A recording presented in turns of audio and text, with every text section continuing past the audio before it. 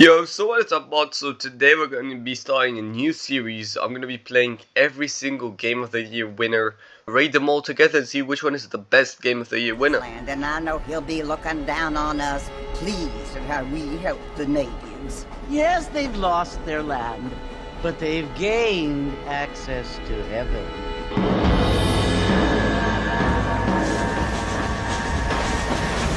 But Father, do you mean unless an innocent receives communion, they're destined to go to hell? It hardly seems fair. What I mean to say, Jenny, is that there is a great deal of difference between an innocent and a savage. I never thought of it that way. Yes, they lived like animals, but they're happier now. We're jumping 13 years back to 2010 Game of the Year, Red Dead Redemption 1, which is after Red Dead Redemption 2, which is 8 years before Red Dead Redemption 2. It's a bit confusing. So yeah, before that, let's do a 2010 recap.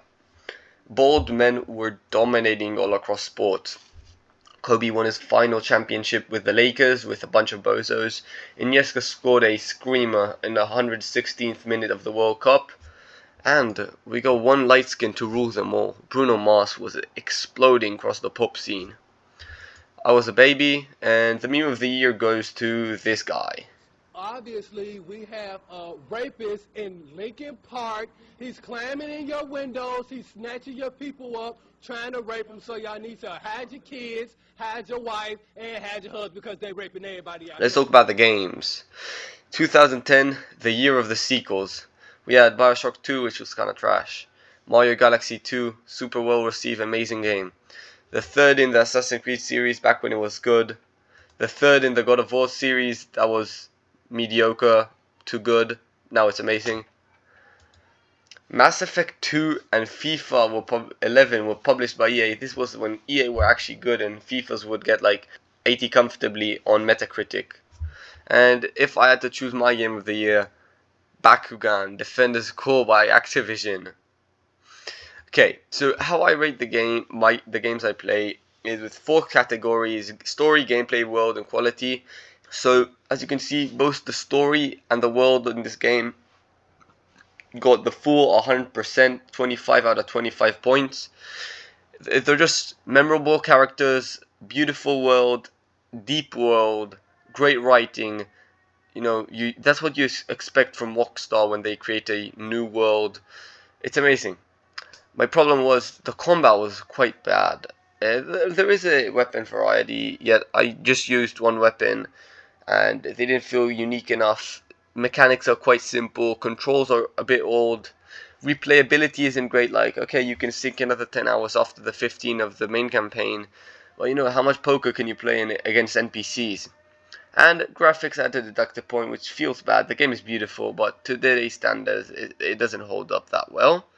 And I did have some FPS drops when in crowded areas and in big fights. And I was playing this on my Xbox One S, which is much more powerful than the Xbox 360. So I definitely don't know how the Xbox 360 handled this game. RDR1 is a sad and beautiful tale about an outlaw trying to escape his past, yet fails over and over again. This 13-year-old masterpiece holds up to today's standard and even exceeds them.